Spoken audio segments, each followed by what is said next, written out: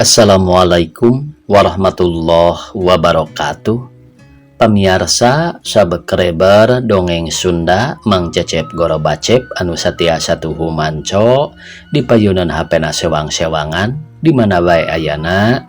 Dina dangat ayana urang neraskeun hanca dongeng hianat ngaduka berat bagian ke-17. Ieu yasana Bapak Tatang KS. Satu acan dipedar ia dongengna sakumaha biasa Mang Cecep Gorobacep ngahaturkeun rebu nuhun laksa ketika bingahan ka pamirsa anu tos satia satuhu manco ngomen ngalaik oge ngabagikeun ieu dongeng-dongeng Sunda Mang Cecep Gorobacep ka pamirsa anu sanesna. Mudah-mudahan eta kasayan dibalas ku Gusti Anu Maha Suci. Amin ya Allah ya Robbal alamin. Sumangga supados teu nyangkolong teuing kana waktos wilujeng ngadangukeun.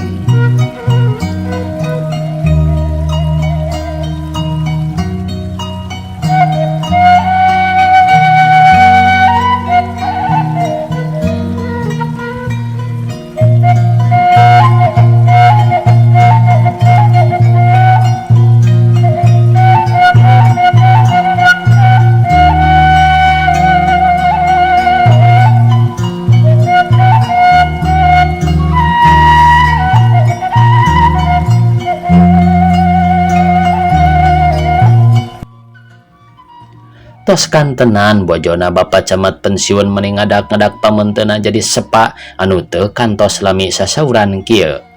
Apa? Suruh bojona bari panangan anu kiwa nyepeng kana tak-tak Bapak Camat pensiun. Keheula Pak, ulah waka kitu. Taros heula jinis duanana anu leres-leres. Sarengna deui kedah diemut anu langkung paos. Pan muhtar teh anu sakitu ku urang ka Bandungan.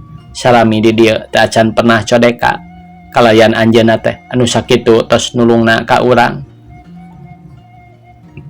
Ibuna, soal pertulungan ti muhtar memang tadi ge leuwih ti heula ku apa geus ditarimakeun. Ngan ku ayeuna kitu pikeun Bapak lain kejem terhadap dirina. Ngan bongan geus boga laku lampah teu bener. Anu hartina diri muhtar deuk nyieun nyerong. Deuk ngajatohkeun kana harkat darajat kaum wanita. Nah kira-kirana lamun ibuna deuk dikitukeun ku hiji lalaki deuk ngeunah atawa moal dikamanakeun harkat darajat kaum wanita teh deuk dipake kawulinan wungkul. Sakali muhtar kudu ingkah ti dieu tetep kudu kaluar. Juragan ceuk lanjangna kakara nyarita sayak tosna kanggo Kang Encep mah teu aya kalepatan naon-naon. Estu jalmi leres, jalmi beleg budi, sareng jalmi ngartos. Tibatan Kang Encep kedah lungsur ti dieu, langkung sae diri abdi wae bade mungkur ti juragan. Upami kedah disanggemkeun mah, ku ayana Kang Encep kitu teh. Taya sanes jalana ti abdi sareng tina perkawis. Tina teu kungsi kebat nyarita kulantaran kaburu kapegat ku Cipanon murubut rag-ragan. Juragan, mugi ngahapunten wae kasim abdi. Rumaos abdi anu gaduh dosa terhadap Kang Encep. Abdi bade nadawi ti juragan. Maksad abdi bade nios wae ayeuna. Namung sateu acana abdi mungkur ti juragan. Bade nada panuhun tina perkawis serat ti Nyimas Nani. Langkung sae diuningakeun ka Kang Encep. Margi anu janten bibit buit Kang Encep kitu teh. Taya sanes tina jalan eta serat. Sinerang abdi bade terus terang sakantenan. Kang Encep teh juragan bade permios wae.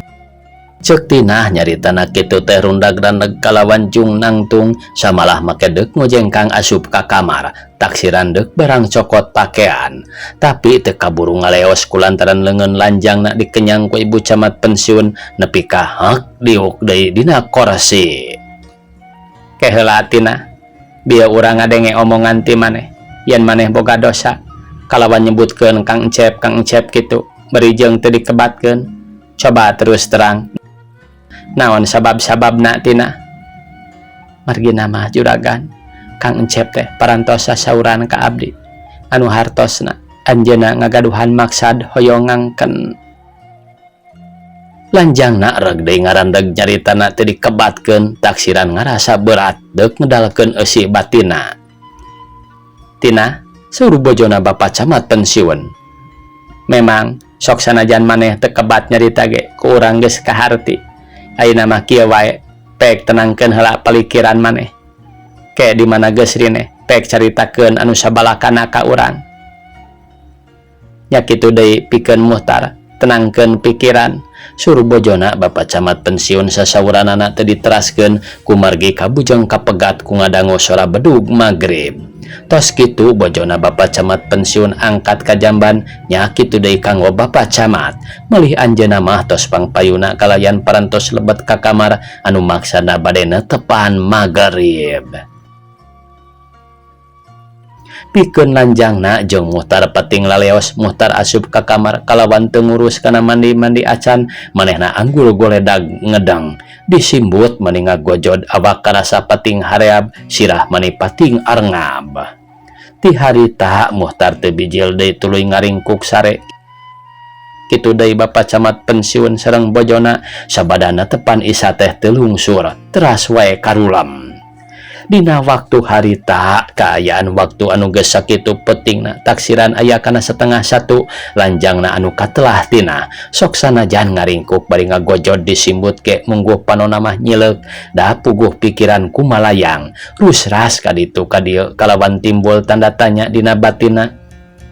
Abong kena jalma sangsara teu woleh pinuh ku penderitaan, teu woleh dirongrong ku godaan, jeung teu woleh berwit ku kanyerian. Nya lahir nya batin geus puguh diri aing baheula dirahatan ku hiji lalaki, katambah ayeuna manggih deui kieu carana. Ya Allah Gusti nu agung, moal dina kanyerian keur Kang Encep jeung diri aing bet asana teh teu beda ti kuda manggih papasangan, ngunding rarakitan ku sarua pisan nasibna jeung aing. Kumaha atuh akalna hirup aing teh ari ku aing digugu permaksudanana Kang Encep. Sok sieun aing dianggap ngarendahkeun harkat derajatna. Ari teu digugu pasti bakal nimbulkeun hal-hal anu teu dipiharep kalawan pinasti diri aing jadi dosa. Tapi geun bae kumaha isuk we aing deuk blak-blakan nyarita. Satujuan nu jadi dunungan syukur, teu satujuan wae keun wae ngan pasti aing moal aya di dieu. Kitu geurentes hatena Tina dina peting harita nepi ka teu karasa. Rup sare meni ngagebrak kulantaran waktu geus dincak kana pukul 1:30. Najan ngelayap sare ge teu wareg-wareg acan kulantaran kaburu kageing ku sora bedug subuh atuh koreja tina hudang tuluy kebat ka dapur gur mirun seuneu kalawan nagenkeun saeng nu geus meunang nyayan. Geus kitu regidig mawaan wadah kotor dibawa ka cai senggeus kukumbah kalawan geus mandi reket mukakeun lomari ngawadahan gula kopi 3 gelas ajengan dununganana. Teu kungsi lila Bapak Camat pensiun tos kaluar ti kamarna lajeng siram teras abdas anu teu sakumaha lila sabada ti jamban teras netepan subuh. Ibu Camat ge nya kitu tos gugah kalayan tos siram samalah sabada siram teh teras mukaan jandela kamar sareng jandela payun. Katingali batara surya ti belah wetan geus mucunghul ngaluhan gunung-gunung anu ngahalangan cahyana mani ngagebur semu berem. Ibuna suruh Bapak Camat pensiun rojol ti kamar, cing ka dieu heula sakedeung. Bade naon apana? Bojona Bapak Camat pensiun naros bari gek calik dina kursi. Ari Muhtar geus hudang parantos malih nuju di jamban keneh. Ayeuna kieu ibuna engke di mana geus rengse Muhtar cicai kalawan geus ngopi pe ku ibuna tanya gulik sok nu bener. Atuh nya kitu si Tinahna tanya deui, tah ayeuna apa deuk api-api ngaleos heula? Indit menang sajam atawa 2 jam mah. Kulantaran lamun ditanya hareupeun apa tangtu moal daek terus terang. Lupi apana bade ka mana kitu? Bojona Bapak Camat pensiun malik naros bari neuteup carogena. Moal ka mamana deuk ka dinya we ka jalan api-api nyingkahan. Sae atuh ari kitu mah mung wiat teh kanggo apana ulah bade ngalisankeun anu matak teu raos wae ka jinisna. Babakuna mah ka Muhtar kulantaran manehna teh dinten teu ge anak kukutan urang kadar cenah eta aya kalepatanana mugi kedah ageng ngamaklum we da sifat jalmi mah bujang-bujang pangkat muhtar budak ngora keneh najan urang-urang ge kasebatna parantos sepuh ari soal kalepatan mah kedah wae aya. Ih atuh puguh we ibuna da apa ge ngarti soal kasalahan jalma mah sok tara luput ngan kitu sotenan apa nyarita ka muhtar teh seolah-olah ngabeungetan wungkul dari terus nepi kana batin mah bet piraku gehel walor bapak camat pensiun bari ngarongkong gelas nu diisi cai kopi teras dileueut tos kitu jeung ngadeg lajeng lebat ka kamar nu maksadna bade dangdos ku anggoan bersih. Salabat bapak camat pensiun nuju dangdos bojona ngojengkang kapengker katingali muhtar keur muprek nyeseuh kawas kaki jeung sapu tangan ari lanjang nama harita teh keur nyepankeun karihan kana langseng. Teu kungsi 10 menit bapak camat pensiun tos saged dangdos kaluar ti kamar teras nyampeurkeun ka bojona anu nuju nyiksikan cabe beureum. Ibuna deuk ayeuna we indi teh mengpeung isu keneh namun ngantosan heula sangu apana moal keun wae bisi kaburu panas manten di jalana ulur bapak camat pensiun sasauranana kitu teh bari ngaleos kaluar ti ditu nama deuk nyieun siasat atuh ku ayeuna ngadenge bapak camat sasauran kitu muhtar anu keur ngagusrek nyeseuh kaos kaki jeung sapu tangan teh make ngalieu ka tukang.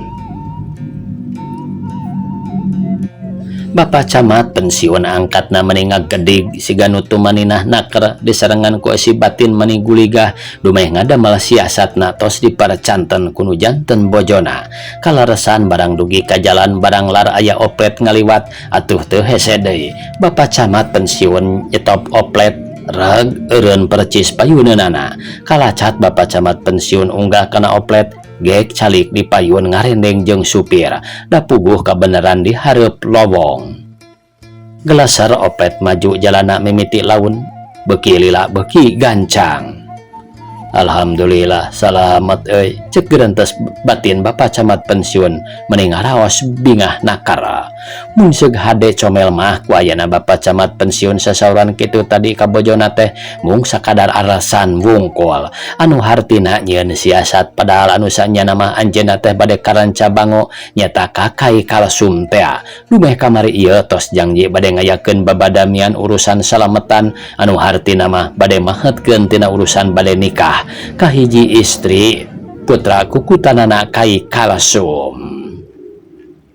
Oplet Morris de hiji 22 hiji reg eureun hareupeun kantor kacamatan Tarogong lajeng bapak camat pensiun longsor teras angkat deui mapay jalan jajahan ngajugjug ka imahna kai kalsum anu kabeneran ti kajauhan keneh ge katingali nyampak ngeriung sapiri umpi ditepas.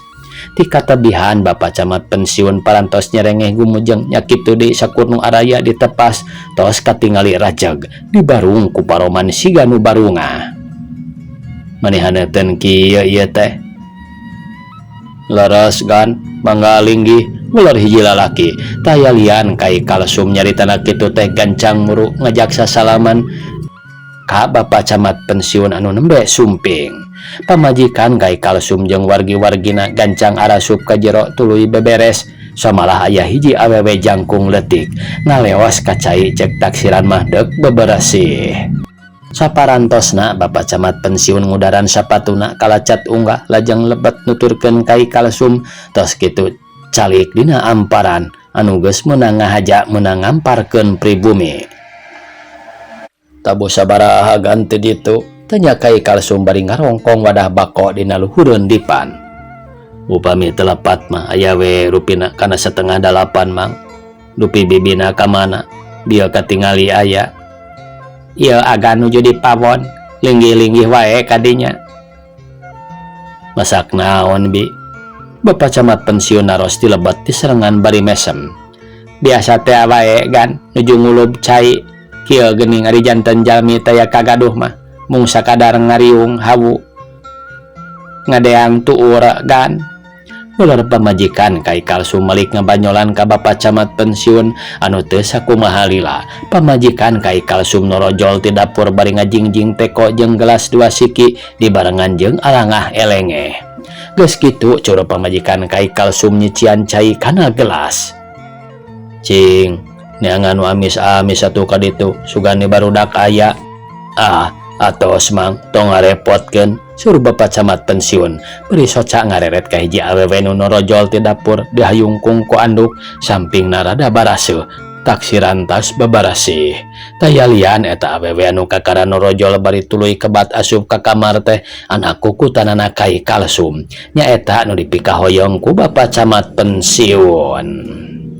Kira menang setengah jam sasumping bapak camat pensiun ka imahna kai Kalsum ti luar kadenge aya nu nyebutkeun punten. Geus kitu kojengkang kai Kalsum ka hareup anu maksudna deuk mukakeun panto. Geuning mama lebe mangga mama linggih. Mangga jang ular mama lebe bari kalacat unggah. Mangga jang ular mama lebe bari kalacat unggah sok tarumpahna disimpen dina golodog. Teras we mama kalebet. Alhamdulillah rabbil alamin. Nah abong kena geus pirang-pirang alam arang ngalanto ka daerah make kaparoho deui los-los ka kampung duku sagala jang ceuk mang lebe gek diuk dibarengan ngahegak siga anu capek. Kumaha mama teh damang? Tanya kai Kalsum bari nyolongkrong ngajak sasalaman. Nya kitu deui bapak camat pensiun kacandakeun sasalaman ka mama lebe. Nya kitu teh wae jang sadamang-damangna anu geus kolot teu weleh rumahuh gawe teh. Kieu karasana ari geus ropoh mah tanaga ngurangan panon kurang awas rajon bisa maca jeung nulis kudu wae panon mama mah dikeleran. Sakapeung mah sok mikiran maneh ari tanaga ngurangan tapi ari kana dahar jeung ulin mah masih gede keneh nafsu teh. Komo eta geura ari geus ningali anu bahenol mah sigana lamun teu kahalangan ku huntu geus ompong buuk geus nyunyuhun kembang kopo mah meni geus kumaha we nafsu teh. Ayeuna mah sakadar batik kumerotna wungkul. Nah eta mama lebe masih aya keneh nafsu kutan ceuk pamajikan kai Kalsum nyambungan sajeroning keur nyician cai kana gelas teh bibirna make mesem sagala.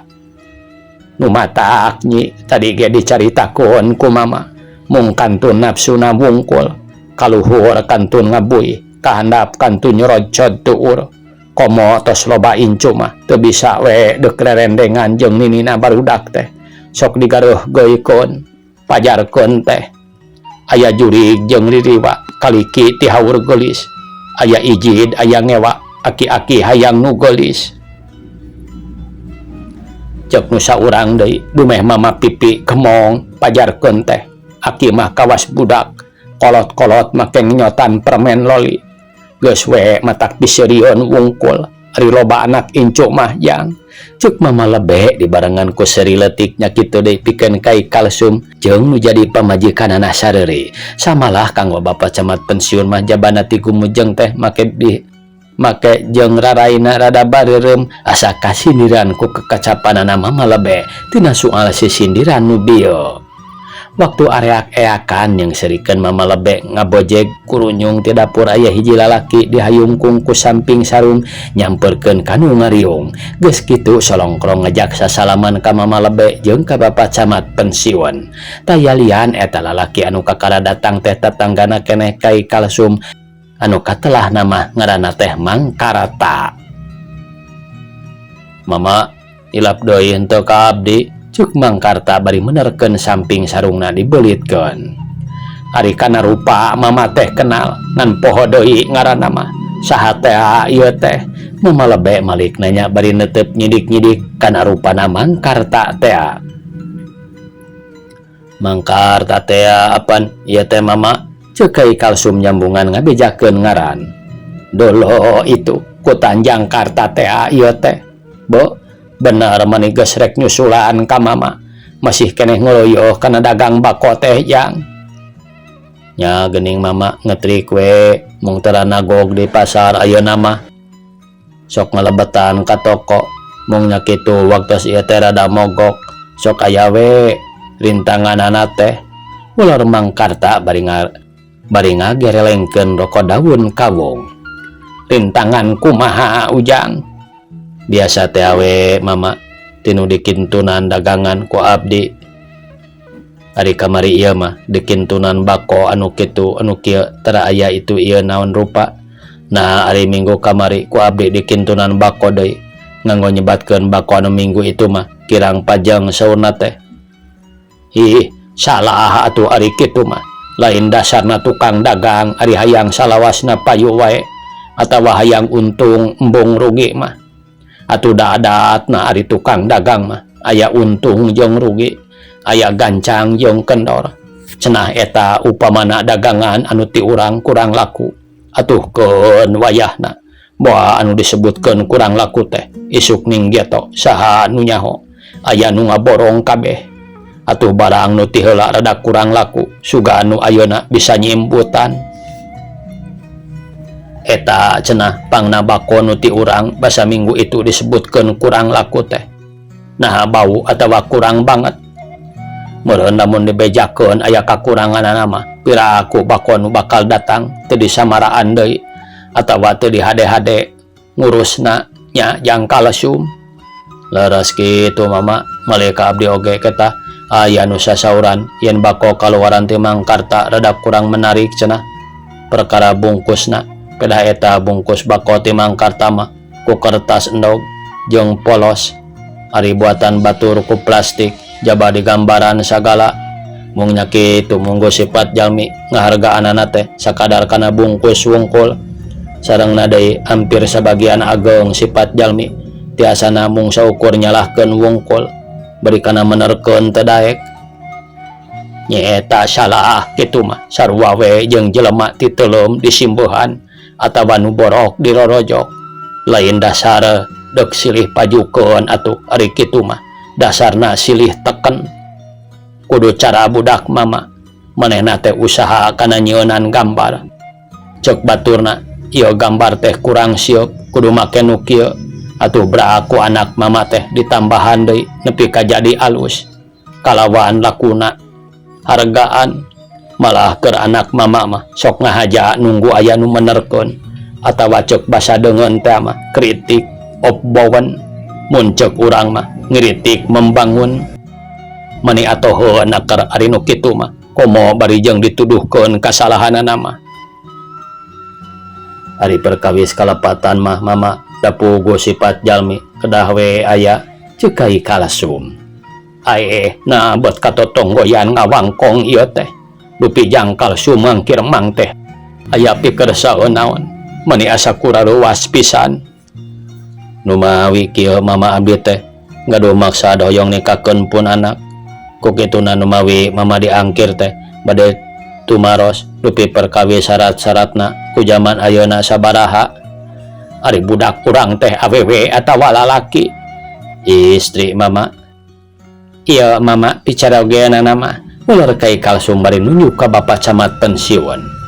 Santiong kuburan Cina mun tita tadi atuh ngabejakeun teh salira anu gaduh maksad teh mama lebe malik naros ka bapak camat pensiun.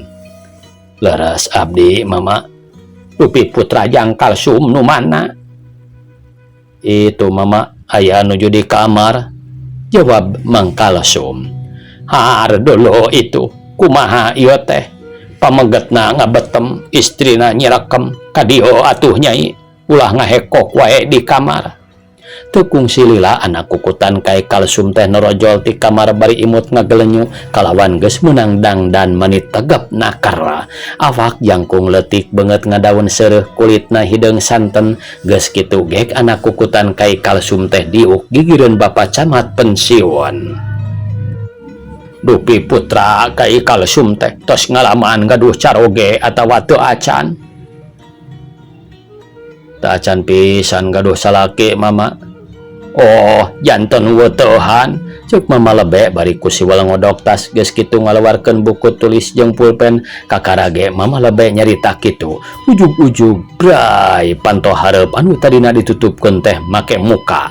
Barang bray panto muka anak gantawang teh hiji awewe nyarekan lak-lak dasar ka bapa camat pensiun bari nulak cangkeng dina pelebah lawang pisan. Taya lian eta awewe anu ngagantawang nyarekan teh sim horeng bojona bapa camat pensiun di barengan ku Muhtar jeung lanjangna anu katelah tina. Aduh lucunya alasan wungkul hirup teh tukang rahul.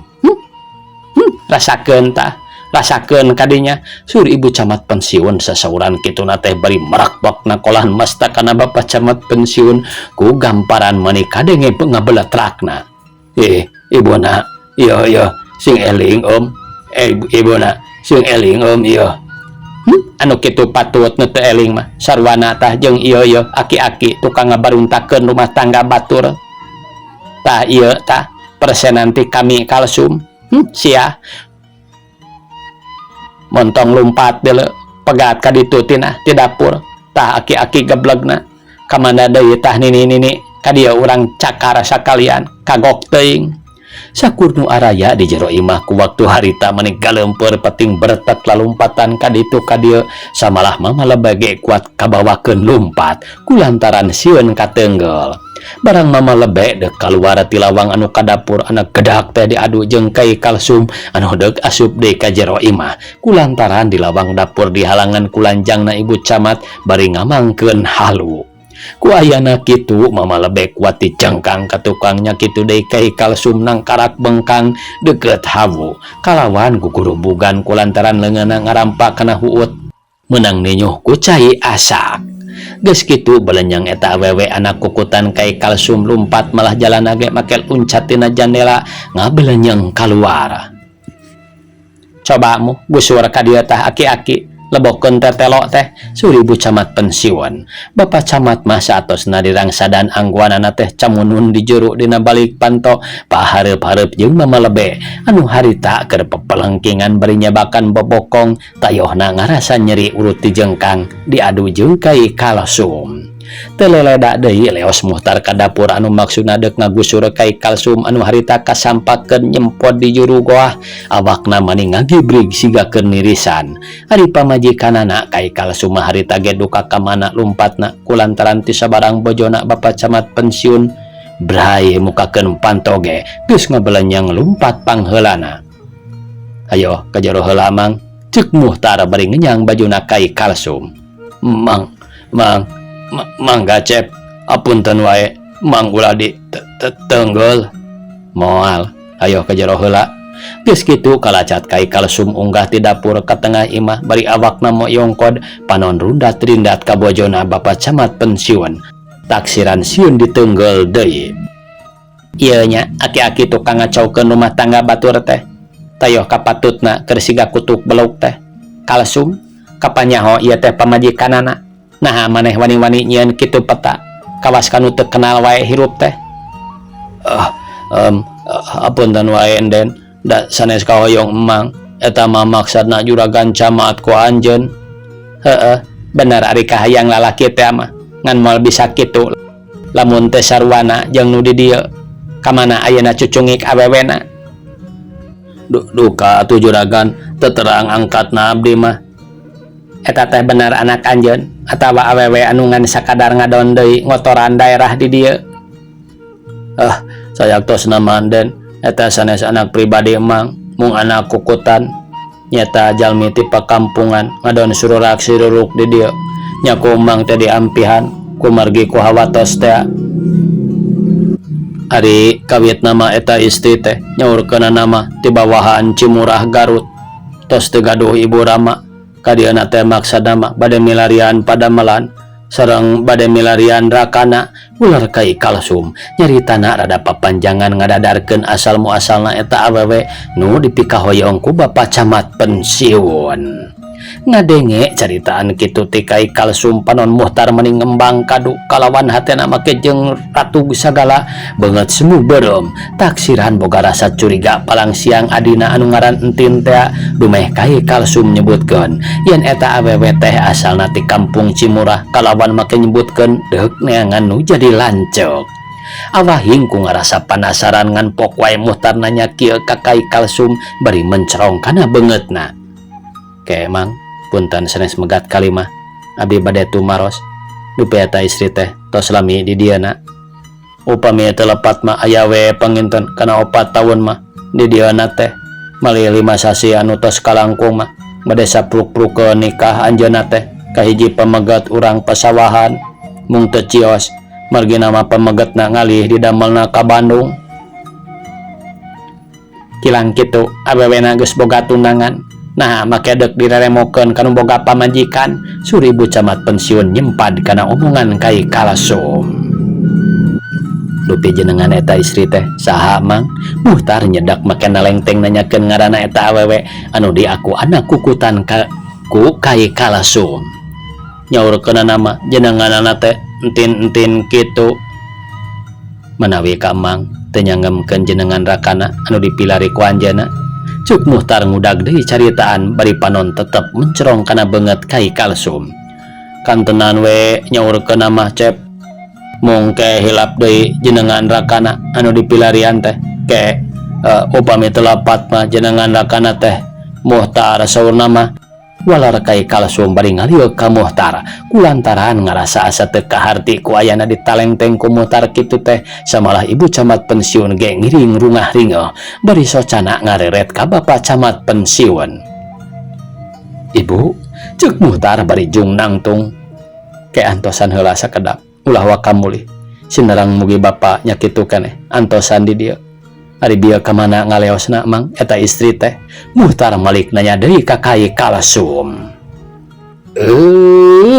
Waktosna kabejeng see pamiarsa sakitu anu tiasa kapihatur. Wassalamualaikum warahmatullahi wabarakatuh.